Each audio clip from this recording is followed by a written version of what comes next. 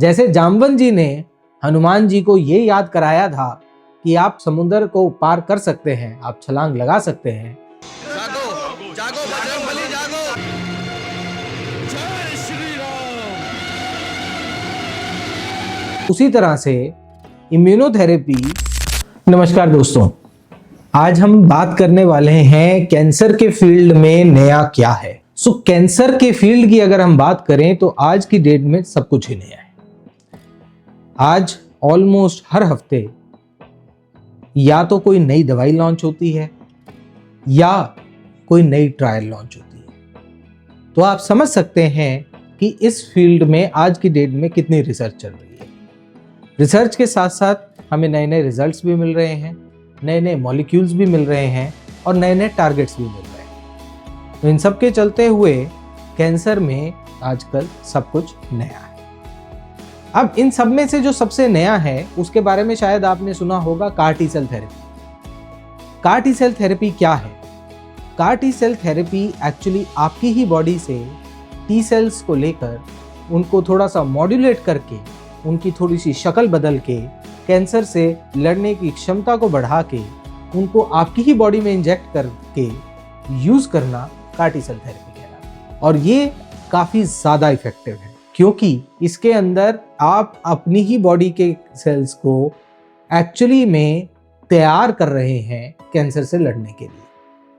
इसी तरह की एक और थेरेपी है जिसे कि कहा जाता है बाइट थेरेपी। इस थेरेपी में भी हम कैंसर के अगेंस्ट बायस्पेसिफिक एंटीबॉडीज को यूज करके पेशेंट को हेल्प करते हैं कैंसर से लड़ने में। और इन सब से कुछ ही देर पहले लॉन्च हुई थेरेपी है इम्यूनोथेरेपी, जो कि कंपैरेटिवली इन दोनों थेरेपीज के कंपैरेटिवली बहुत ही आसानी से अवेलेबल है और बहुत ज़्यादा इफेक्टिव भी है।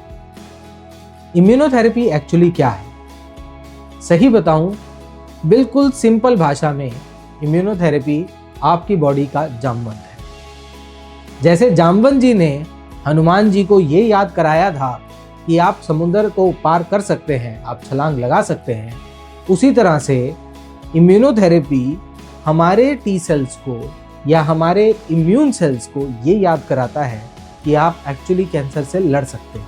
अब साइंटिफिक भाषा में बात करें तो कैंसर सेल्स एक इस प्रकार का रिसेप्टर डेवलप कर देते हैं जिसकी वजह से हमारी बॉडी के इम्यून सेल्स उन कैंसर सेल्स को पहचान नहीं पाते।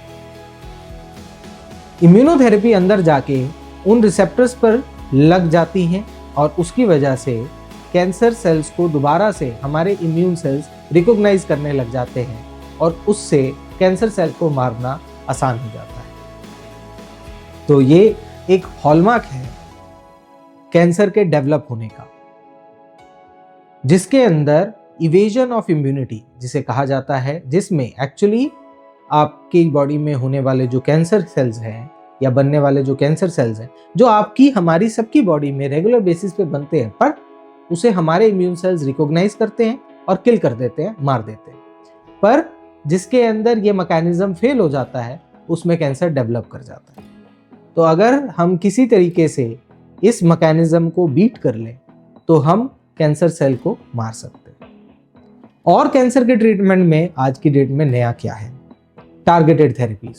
आए दिन आप सुनेंगे, अगर आप बाई चांस थोड़ा सा भी साइंस की न्यूज़ में इंटरेस्ट रखते हैं तो आप आए दिन सुनेंगे कि रोज नए टारगेट्स की सर्च की जा रही है, जिसमें हम ये ढूंढने की कोशिश कर रहे हैं कि कौन से कैंसर के अंदर किस प्रकार के टारगेट की वजह से वो कैंसर या तो प्रोलिफरेट कर रहा है या मरने से बच रहा है। जैसे हमने इम्यूनोथेरेपी के बारे में कहा, ऐसे ही कुछ और टारगेट्स हैं जिसकी वजह से कैंसर प्रोलिफरेट कर रहा है, कुछ और एबनॉर्मल मैकेनिज्म्स हैं। तो हम उन मैकेनिज्म्स पर भी धावा बोलते हैं उन टारगेटेड थेरेपीज की हेल्प से, और फिर जो वो एबनॉर्मल मैकेनिज्म वाले सेल हैं केवल उन्हीं को मारा जाता है, लक्षित बिल्कुल उसी जगह पे सटीक बार जहां पर कैंसर सेल प्रेजेंट है। इन थेरेपीज की वजह से साइड इफेक्ट्स कीमोथेरेपी के कंपैरेटिवली कम हैं और इफेक्ट्स बहुत ज़्यादा हैं।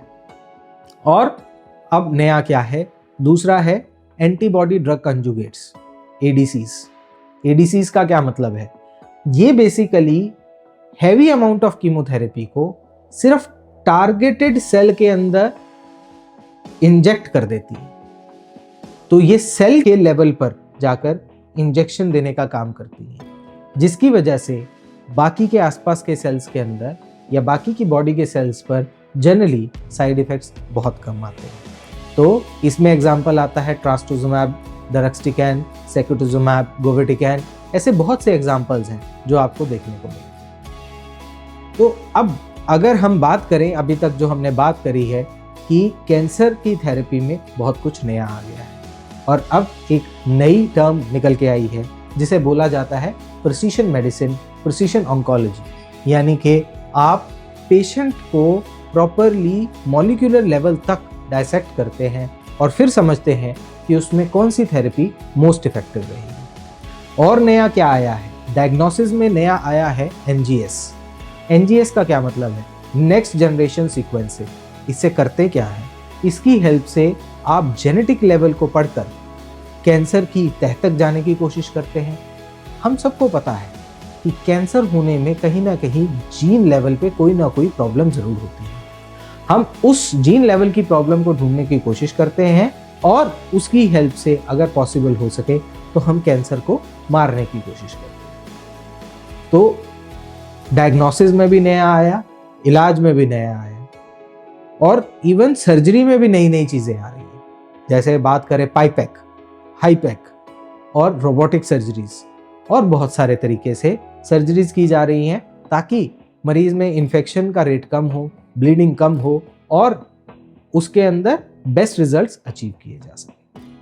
तो ये सब कुछ रहा आज के लिए कि कैंसर में नया क्या आया और अभी भी आगे एडवांसमेंट्स आती रहेंगी, कुछ ना कुछ नया मिलता रहेगा।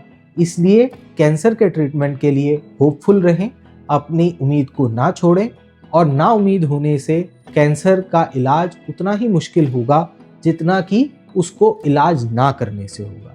तो उम्मीद को बनाए रखें और हमारे साथ जुड़े। धन्यवाद।